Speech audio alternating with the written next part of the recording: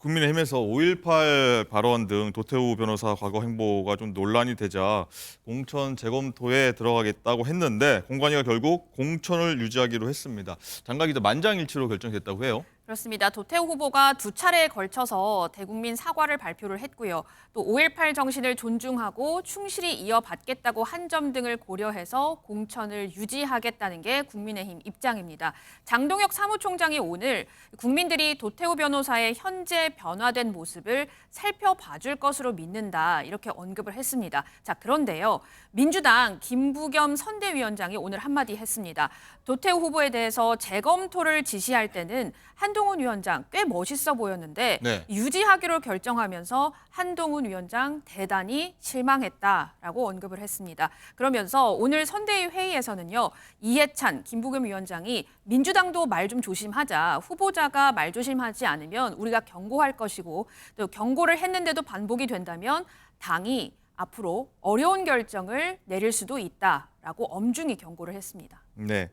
야당 비판이 있었고 또 막는 모습도 있었는데 김상일 부대변인 일단은 도태우 변호사가 이제 거듭된 사과를 했고 거기에 따른 또 인식 변화가 고려됐다는 입장이 공관위 측인데 일단 이런 분석도 있습니다. 중도 눈높이보다 지지층 그러니까 TK 좀 역풍 고려된 거 아닌가. 홍준표 대구시장 그리고 심평 변호사도 좀 지원 사격성 메시지가 있었고요. 이런 것들이 좀 고려된 게 아닌가 하는 분석들이 있는데 어떻게 보십니까? 글쎄요, 저는 그 지지층이 후보 한 명 때문에 그렇게까지 흔들릴까요? 특히나 텃밭이잖아요. 민감한 TK 는. 사안이기 때문에 그런 것 같기도 한데. 아니 민감한 사안이라고 하더라도 결국에는 상대를 악마화하고 상대를 혐오하고 상대를 증오하고 이게 훨씬 크잖아요. 지금 우리가 그 현상을 목격을 하고 있지 않습니까? 그러면 지지층은 웬만하면 이걸로 흔들리지 않아요. 더더군다나 저희가 이 핸드폰, 포노사피엔스의 사회에 살고 있잖아요. 계속해서 여기에서 얘기를 해주고 있기 때문에 웬만하면 저는 흔들린다고 보지 않거든요. 이건 저는 전략적 패착이고 중도층한테는 상당히 실망감을 준다. 왜냐하면 김부겸 의원께서 잘 말씀하셨는데 저랑 똑같아요. 한동훈 장관 멋있네. 저도 그렇게 생각했거든요. 그리고 제가 이렇게도 얘기했습니다. 저에게 참 잘했어요. 도장이 있다면 두 방 찍어주고 싶다. 이렇게까지 제가 얘기를 했어요. 근데 이게 뭡니까 도대체 모양을 완전히 구긴 거예요. 그리고 공관위도 국민의 눈높이를 좀 더 자신들이 모른다면 좀 더 과하게 해석을 해줬어야죠. 근데 본인들이 오히려 우호적으로 해석을 해줌으로써 중도층의 괴리는 더 생기지 않았는가 이런 생각이 듭니다. 네. 진수 의원님 어떻게 보십니까? 중도 눈높이 맞췄다고 보십니까? 지지층한테 좀 고려를 했다고 보십니까?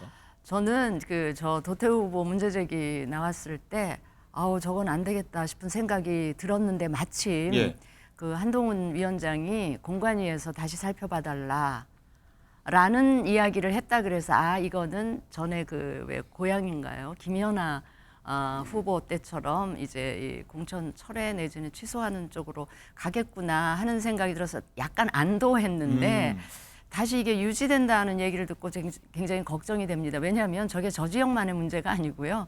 그게 수도권 민심에 주는 부정적인 영향이 굉장히 크기 때문에 더더구나 선거에 키를 쥐고 있는 중도층은 상당히 실망할 수가 있어서 제가 걱정을 하는 부분이고요.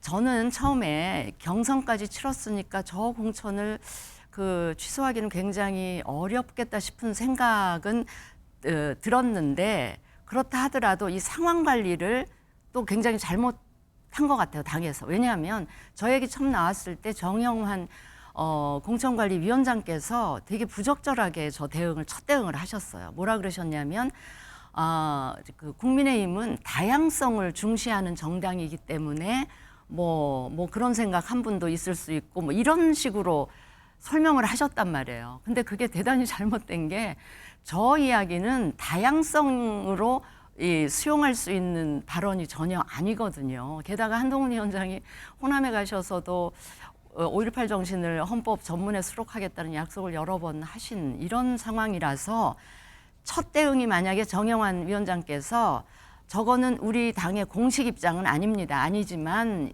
여러 해 전에 개인 발언 차원에서 한 것이기 때문에 한번 내부 검토는 해보겠습니다. 요 정도로 하고 그 도태우 그 후보자 본인이 정말 진정성을 담아서 사과를 하고 지금 제 생각은 아닙니다라는 이런 정도의 어떤 그 과정을 거쳐서 결정을 했더라면, 그러니까 유지 결정을 했더라면 문제가 조금은 덜 심각할 수도 있는데 네. 애초 시작부터 이 관리가 너무 잘못돼 가지고요. 저 굉장히 많이 걱정이 됩니다. 그렇군요. 네. 자, 국민의힘 입장에선 이제 광주 생각을 안 할 수가 없는데 올 초에 광주 찾았던 한동훈 위원장 발언, 5.18 관련 발언 한번 듣고 오겠습니다. 5월의 광주 정신은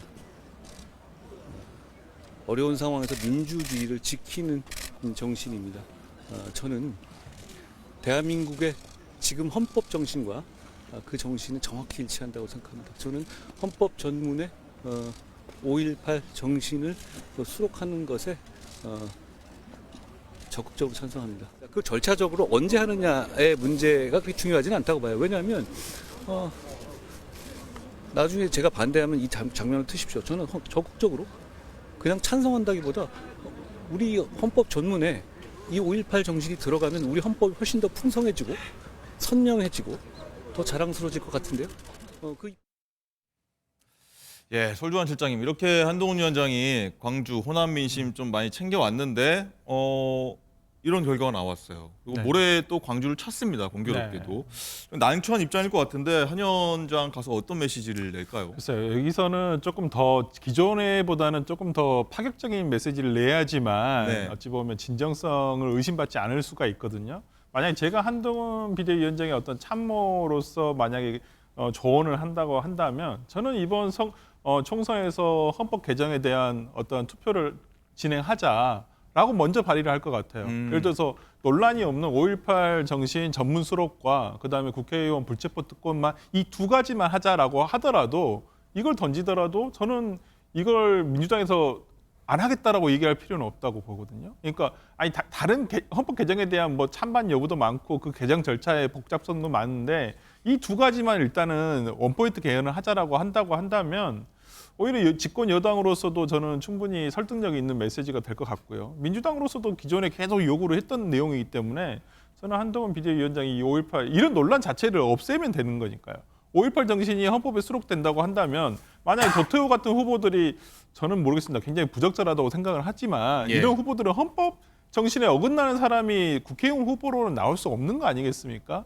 저는 그런 부분에서라면 모르겠습니다. 이번에 어떤 메시지를 낼지는 모르겠지만 기존에 뭐 5.18 본인이 아까 우리가 화면에 봤다시피 그런 내용도 있고 하니 저는 이번에 개헌에 대한 이 부분을 던지는 것이 어떨까라는 생각이 들고요. 저 개인적으로도 이 두 가지는 꼭 됐으면 좋겠어요. 워낙 헌법 개정이 어렵기 때문에 계속 이런 논란이 있지 않습니까? 차라리 명문화를 시킨다고 한다면 예. 더 이상의 논란도 제거되고 뭐 소모될 뭐 국력도 사라지기 때문에 저는 뭐 한번 이 방송을 보실지 안 보실지 모르겠지만 보시고 저는 15일 날 꼭 제안해 주셨으면 좋겠습니다. 네, 한동훈 위원장의 입 한번 주목해 보도록 하겠고요.